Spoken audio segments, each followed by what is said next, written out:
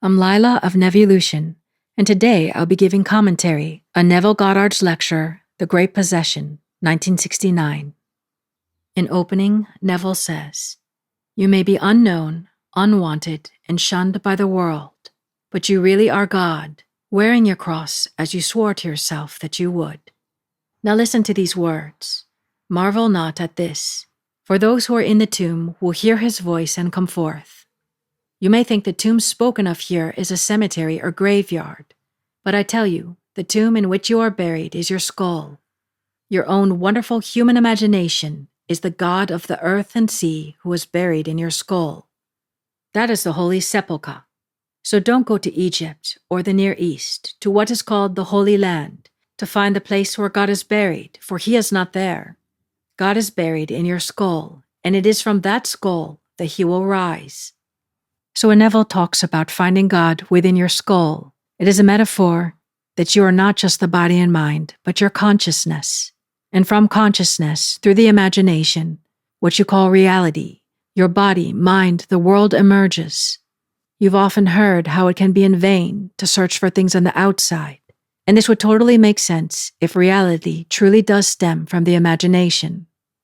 Neville goes on to say, "No one knows when the power that you really are will awaken and rise from sleep. But I do know that when it does, you will have the power to stop the world, to examine it and start it again at will. And no matter how long you arrest it, when released, there will be no knowledge of the arrest, for there will be no change.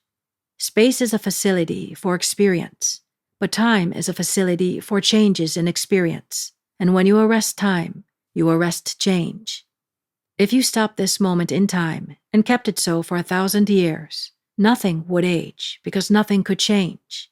Time is within and you can arrest it, just as Neville did." Most of us, rooted in the world of reality, this would seem impossible. How can one stop time? But in Neville's teachings, that all is consciousness, all is imagination. And if you catch a thought or feeling, or visualization, some kind of envision, that persisted until it becomes natural. He has tested it many times, as well as through his students, and we have seen this in many other different schools of manifestation, including the law of attraction and other creative visualization techniques. People are able to manifest things using the powers of their mind that they weren't able to otherwise do, following a more rational approach of cause and effect. So if reality, aka the wake dream, in a sense is no different than the night dream, but is longer so it feels more real, just as people can awake in their night dreams, they call it lucid dreams. And once they become awake, they're able to change and control the dream. So what Neville and other mystics are teaching us is that we too can wake in reality, the wake dream, and we can become the masters of our fate and fulfill all our heartfelt wishes.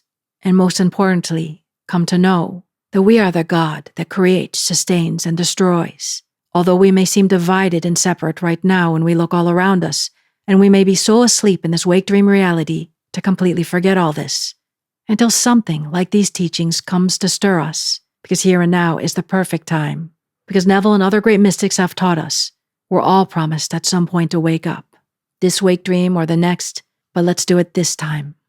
And Neville christens this with the words, "You did not begin in your mother's womb, and you will not end in the grave.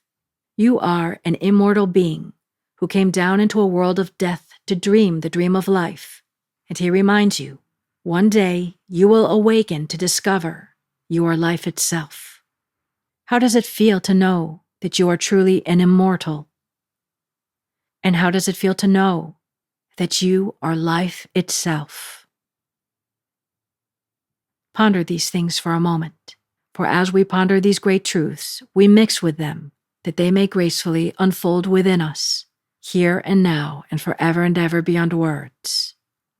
Neville goes on, "Today, with all of our knowledge, we still don't know how a sperm can penetrate the surface of an egg and make that which is inside come forth in the likeness of the one who penetrated it. For all things bring forth after their kind. Now if God is bringing forth that which is after his kind, it has to be God who was born. Having entered the skull, your sealed egg, you have been dreaming your flesh and blood life into being.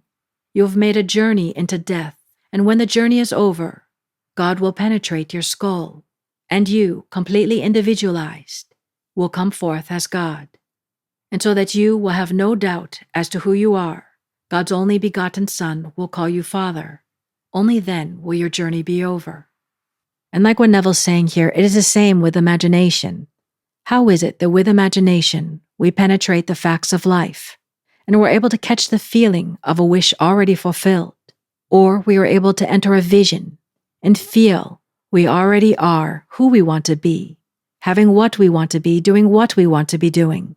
Something is penetrated, and when we reach that state of naturalness, and it gels, we then find these things manifested in what we call reality. And this understanding goes beyond the ways of the intellect. We enter the world of the imagination, of spirit, and how all these things are integrated together. Neville says, "In the meanwhile, dwell upon your great possession. If tonight you own the earth, and it vanished at your death, would it matter?" Stalin thought he controlled the world. He killed 20 million people, then vanished. But Stalin did not die. He was restored to life in an environment best suited for the work yet to be done in him. Stalin is a name God adopted in order to play the part, just as God adopted the name Hitler and thought he would rule Germany.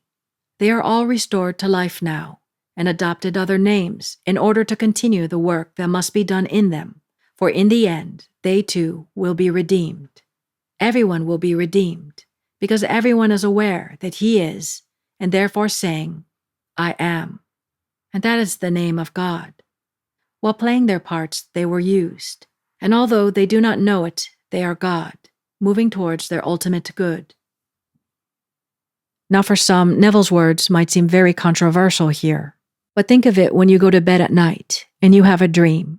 It could be beautiful or it could be completely wicked, but when you woke, all these dreams dissolved back into your consciousness. And although these dreams stemmed from your own consciousness, whatever may have impressed the consciousness, or different beliefs or fears, this is how they start to outpicture in our night dreams, if persisted the symbolic or literal coming attractions in the wake dream reality. In short, if all is imagination, and all is a dream or a dream within a dream, we have to look into our own consciousness, not only at the symbols that are manifested on the seeming outside reality. In closing, Neville says, "Everything contains within itself the capacity for symbolic significance. There isn't a dream that is insignificant, but we are past masters of their misinterpretation. We cannot see the story behind the story. But I tell you, you are here for one grand purpose, and that is to awaken from the dream. And when you do, you will have power in yourself, as the Father has power in himself. So he has granted the Son also to have power in himself. Do not marvel at this, for the hour is coming when those who are in the tomb will hear his voice and come forth. And as you come forth, your power is exercised." And Neville says, one day you too will see for yourself that the whole drama of life all stemmed from imagination.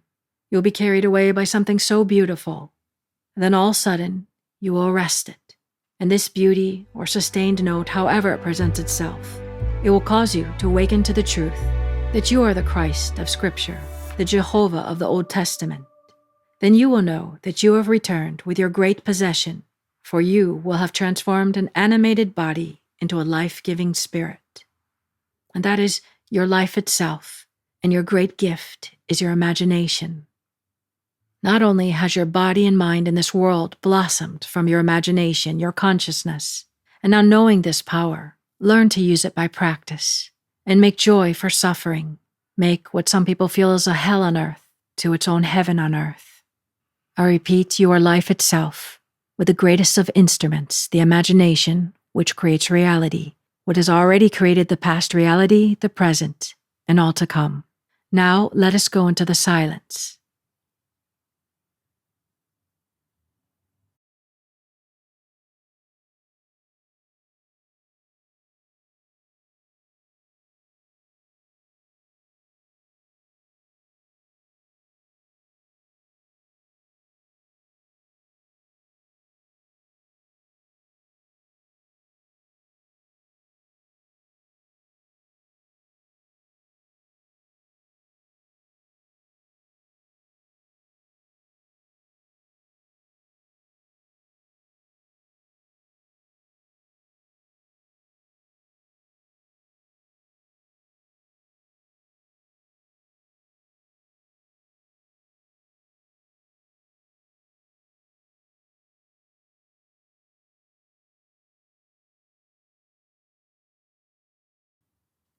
Good.